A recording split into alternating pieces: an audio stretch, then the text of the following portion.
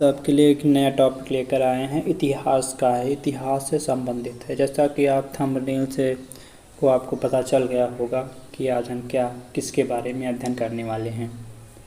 ठीक, तो भारतीय प्राचीन इतिहास के जानने के स्रोत। भारतीय प्राचीन इतिहास के जानने के स्रोत विविध प्रकार के हो सकते हैं।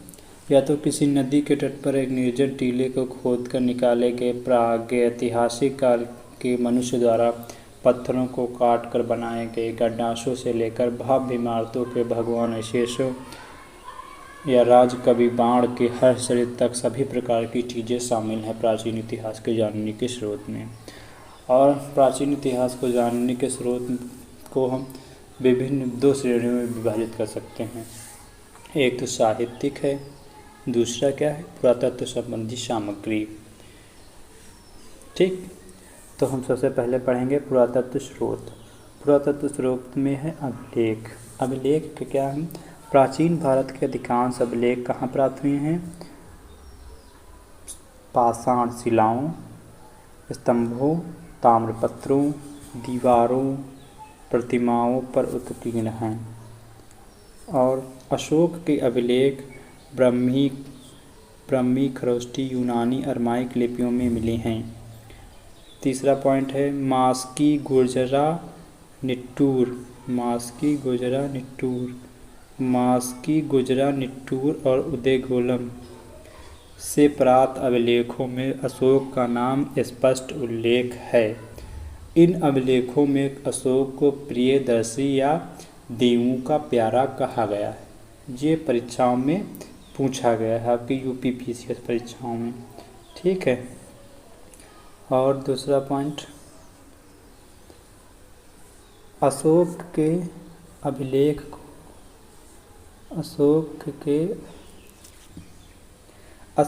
अभिलेख को सर्वप्रथम 1837 ईस्वी में जेम्स प्रिंसेप ने ब्राह्मी लिपि में लिखित अशोक के अभिलेख को पढ़ा था।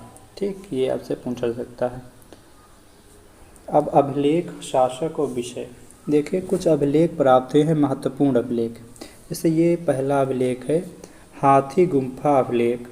किस शासक से संबंधित है? उड़ीसा, खारवेल। अब ये हाथी गुम्फा अभिलेख मिला कहाँ से है? उड़ीसा से। उड़ीसा के भुवनेश्वर से 3 मील दूर एक गुफा है, उदयगिरी पहाड़ी। उदयगिरी पहाड़ी पर स्थित है ये हाथी गुम्फा अभिलेख। इसमें क्या है? खारवेल के शासन की घटनाओं का क्रमबद्ध विवरण दिया गया है। दूसरा अभिलेख जूनागढ़ अभिलेख, इसे या गिरनार अभिलेख। गिरनार अभिलेख किससे संबंधित है? रुद्रदामन से। किससे संबंधित है? रुद्रदामन से। इस अभिलेख में क्या बताया गया है? इसमें रुद्रदामन की विजयों, व्यक्तित्व एवं कृतित्व का विवरण प्राप्त होता है। जूनागढ़ अभिलेख गुजरात से प्राप्त किया गया है, गिरनार पहाड़ियों से। ठीक, और तीसरा जो अभिलेख है नासिक से प्राप्त, नासिक अभिलेख।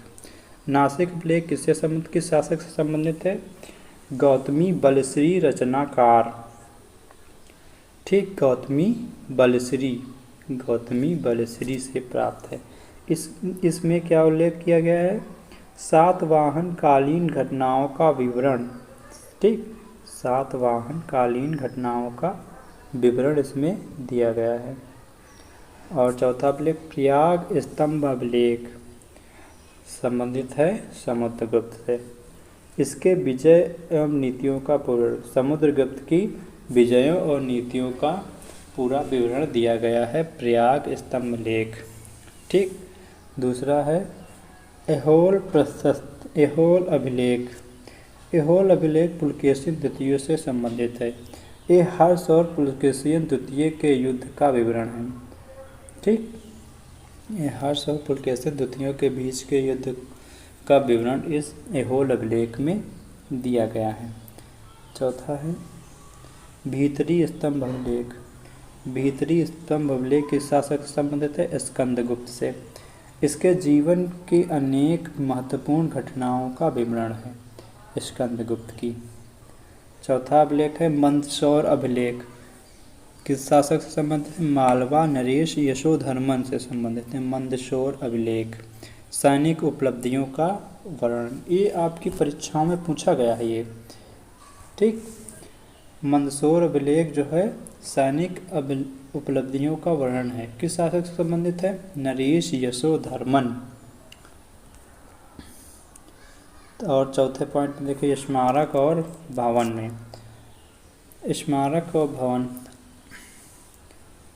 अतरंजी खेड़ा आदि की खुदाइयों से पता चलता है कि देश में लोहे का प्रयोग 1000 ईसा पूर्व लगभग प्रारंभ हो गया था।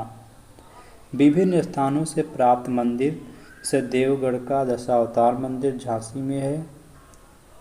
में है, भीतरगांव का मंदिर कानपुर, अजंता की गुफाओं के चित्र, सुल्तानगंज से प्राप्त बुद्ध की मूर्ति आज से हिंदू कला सभ्यता के पर्याप्त विकसित होने के प्रमाण मिलते हैं। ये बड़ा इम्पोर्टेंट है ये पॉइंट। तीसरा पॉइंट, उत्तर भारत के मंदिर नागर शैली से निर्मित हैं, और जो मध्य भारत के मंदिर हैं वो किस शैली में निर्मित हैं? बेसर शैली। और दक्षिण भारत के जो मंदिर हैं वो द्रविड़ शैली के निर्मित हैं, ठीक। दक्षिण भारत के मंदिर, दक्षिण भारत में तंजौर का राजराजेश्वर मंदिर द्रविड़ शैली, ठीक। और उत्तर भारत का खजुराहो का कंदरिया मंदिर नागर शैली का उत्कृष्ट उदाहरण है। सिक्कों, पुराने सिक्के तांबा, सोना, चांदी, सीसा आदि धातु के बनते थे। प्राचीनतम सिक्कों को आहत सिक्का कहा जाता है। आहत सिक्का उसे कहते हैं जिसे ठप्पा मारकर जो बनाए जाते हैं सिक्के, उसे हम आहत सिक्के या आहत मुद्रा कहा जाता है। सर्वाधिक सिक्के जो प्राप्त हुए हैं मौर्य उत्तर काल के बने हैं, जो मुख्यतः शीशे, चांदी, तांबा एवं सोना के बने हैं, ठीक। सातवाहनों ने शीशे और गुप्त शासकों ने सोने के सर्वाधिक सिक्के जारी किए। ये आपसे पूछा जा सकता है, सातवाहनों ने शीशे तथा गुप्त शासकों ने सोने के सिक्के जारी किए, ठीक।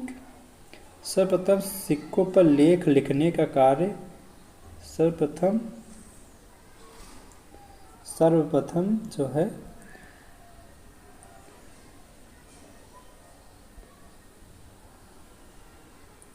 सिक्कों पर लेख लिखने का कार्य एवं शासकों ने किया। समुद्रगुप्त की वीणा, यहाँ पे बीड़ा नहीं है, यहाँ पे वीणा है, वीणा बजाते हुए दर्शाया गया है। इससे पता चलता है समुद्रगुप्त जो था संगीत का प्रेमी था। अब आ जाते हैं साहित्यिक स्रोत, ठीक। पहले हमने इतिहास को जानना जो पुरातत्व संबंधी अभिलेख थे उसके बारे में जाना। अब जानते हैं साहित्यिक स्रोत। साहित्य से हम कैसे प्राचीन भारत को जान सकते हैं, ठीक।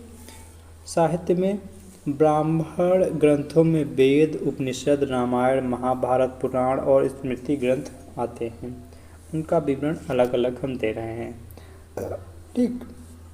ब्राह्मण साहित्य में वेद 4 प्रकार के हैं, ऋग्वेद, सामवेद, यजुर्वेद और अथर्ववेद। इनके बारे में डिटेल से अध्ययन करने वाले हैं। पहला है ऋग्वेद, जो 1500 से 1000 ईसा पूर्व तक माना जाता है। यह सबसे प्राचीन वेद माना जाता है। इसमें 10 मंडल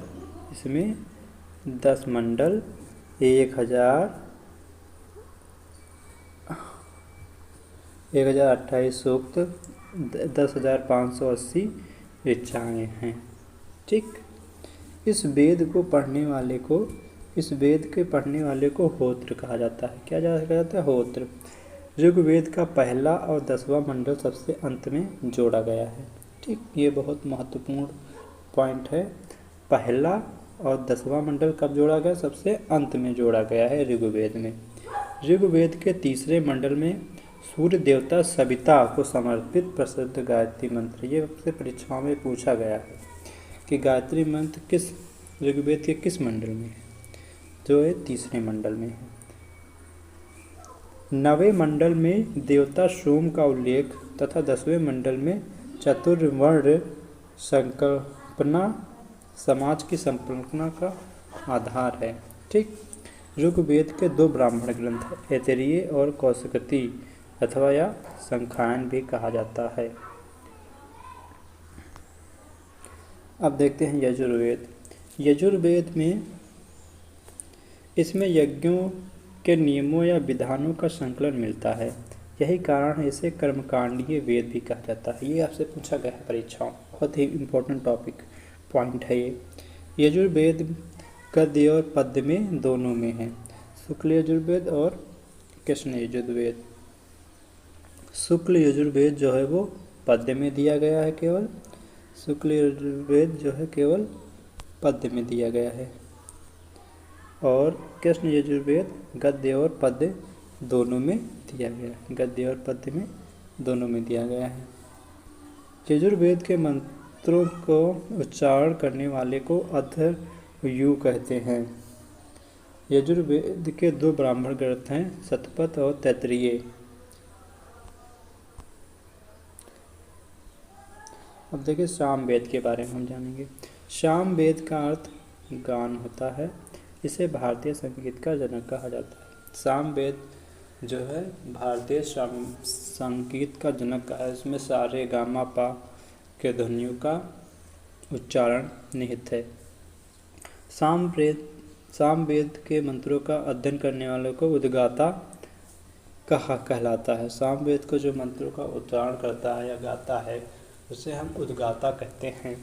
इसमें मुख्यतः सूर्य की स्तुति के मंत्र हैं। सूर्य की स्तुति के मंत्र हैं।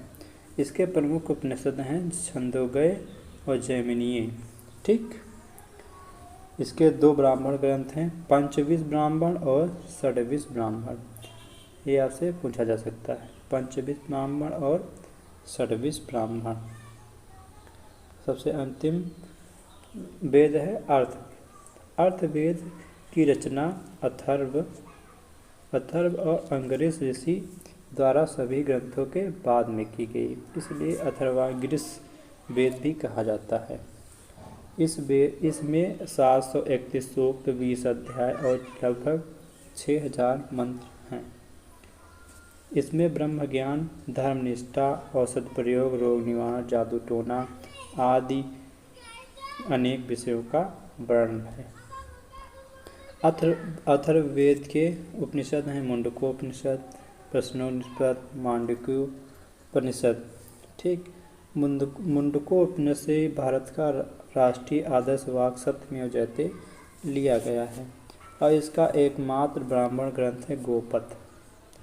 ठीक, तो दोस्तों आज हम यहीं पर समाप्त करते हैं इसे। अगले पॉइंट में इसे हम अगला टॉपिक हम लेके आएंगे प्रागैतिहासिक काल। तो आप इस चैनल को सब्सक्राइब कर लें और अपने दोस्तों में शेयर करते हैं। अपने दोस्तों में क्या कर दें, शेयर कर दें और इसको लाइक करें। ठीक, ऐसे ही आपको टॉपिक मिलते रहेंगे। धन्यवाद।